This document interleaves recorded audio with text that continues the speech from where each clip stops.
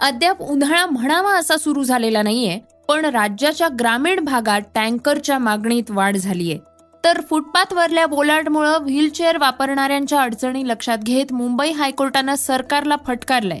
तसंच अमेरिकेतल्या sports streaming करणाऱ्या 3 बड्या कंपन्या एकत्र आल्या आहेत. यांसह महेश भट यांनी जगजीत सिंग यांच्या दिवंगत मुलाबाबत एक धक्कादायक खुलासा केलाय. या बातम्यांसह इतर महत्त्वाच्या बातम्या आपण आजच्या सकाळच्या बातम्या या पॉडकास्टमध्ये ऐकणार आहोत. नमस्कार, मी गौरी कुबेर. आज 8 फेब्रुवारी वार गुरुवार.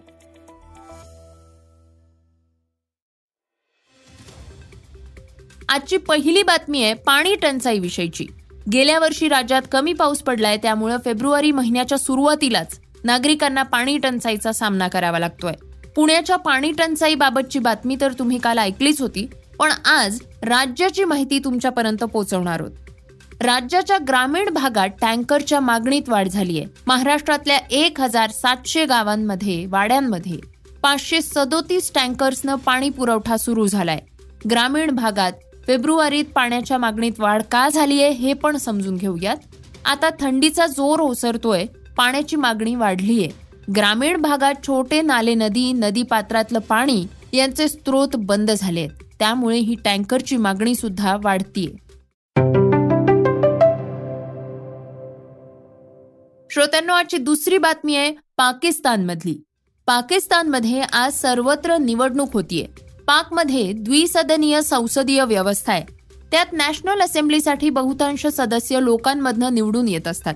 नॅशनल असेंब्लीत 336 जागा असतात. त्यापैकी 266 जागांसाठी मतदान होणार आहे. उर्वरित जागांपैकी 60 जागा महिलांसाठी तर 10 जागा बिगर मुस्लिम प्रतिनिधींसाठी राखीव असतात. 266 जागांसाठी 5121 उमेदवार मैदानात आहेत. माजी पंतप्रधान नवाज शरीफ यांची पाकिस्तान मुस्लिम लीग, बिलावल भुट्टो, आसिफ अली झरदारी यांच्या नेतृत्वाखाली पाकिस्तान पीपल्स पार्टी म्हणजे PPP, तसंच इम्रान खान यांची तेहरीके इन्साफ हे निवडणुकीतले 3 मुख्य पक्ष आहेत. या निवडणुकीचं विश्लेषण केलंय आमचे प्रतिनिधी यश वाडेकरांनी. पाकिस्तानमधल्या राजकारणात लाडला आणि लोटा हे 2 शब्द महत्वाचे असतात. पाकिस्तान लष्कर आणि नागरी प्रशासनाची आवडती व्यक्ती म्हणजे लाडला, तर वाऱ्यानुसार फिरणारे, कोणतीही विचारधारा नसणारे म्हणजे लोटा. आजच्या निवडणुकीत हे 2 शब्द पाकिस्तानचे भविष्य ठरवणारे आहेत. सध्या लाडला आहेत ते नवाज शरीफ. हे तेच नवाज शरीफ ज्यांना परदेशात पळ काढावा लागलेला. आता हे शरीफ पाक लष्कराचे लाडले झाले आहेत. तर शरीफ यापूर्वी 3 वेळा पाक लष्कराचे लाडले होते, पण त्यांनी वेगळी भूमिका मांडण्याचा प्रयत्न करताच लष्कराने त्यांना सत्तेवरून खाली खेचलं होतं. तर लोटा ठरतायत हे अपक्ष उमेदवार. इम्रान यांच्यावरील कारवाईमुळे त्यांना सहानुभूती मिळण्याची चिन्हे आहेत, पण त्यांना आपल्या गळाला लावण्याचा प्रयत्न शरीफ आणि झरदारी या प्रमुख नेत्यांकडून सुरू झाला आहे. एकंदरीत या निवडणुकीत पाकला स्थैर्य मिळेल का या प्रश्नाचं उत्तर सध्या तरी नाहीच असं समजलं जातंय.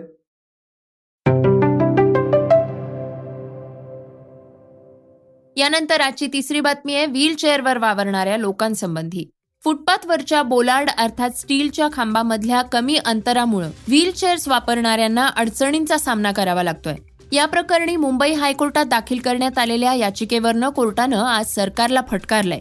धोरणाची अंमलबजावणी तुम्ही करत नाही आहात म्हणून लोकांना कोर्टात दाद मागावी लागतेय, असं मुख्य न्यायमूर्तींच्या खंडपीठानं सरकारला खडसावलंय. यावेळी फुटपाथवरील हे खांब 3 महिन्याच्या आत हटवू अशी हमी पालिकेच्या वतीनं खंडपीठाला देण्यात आली आहे. तर आजची चौथी बातमी आहे ती राष्ट्रवादीमधल्या संघर्षाची. मंगळवारी निवडणूक आयोगानं अजित पवार गट हाच मूळ राष्ट्रवादी पक्ष आहे असा निकाल दिला होता. या विरोधात शरद पवार गटानं सुप्रीम कोर्टात जाणार असं सांगितलं होतं. या पार्श्वभूमीवर अजित पवार गटानं सुप्रीम कोर्टात कॅव्हेट दाखल केलाय. त्यामुळे या संदर्भी कोर्टाला अजित पवार गटाचं म्हणणंही ऐकून घ्यावं लागणार आहे. दुसरीकडे बुधवारी शरद पवार यांच्या गटाला निवडणूक आयोगाकडनं राष्ट्रवादी काँग्रेस पक्ष शरदचंद्र पवार असं नवं नाव मिळालंय. आता पक्षाच्या कार्यालयाचं आणि निधीचं काय हा प्रश्न तुम्हाला पडला असेलच. तर राष्ट्रवादीचं मुंबईतलं बलार्ड इस्टेट इथलं प्रदेश कार्यालय तसंच पक्षाच्या निधीवर अजित पवार गट दावा सांगणार नाहीये असं सूत्रांकडनं समजतंय.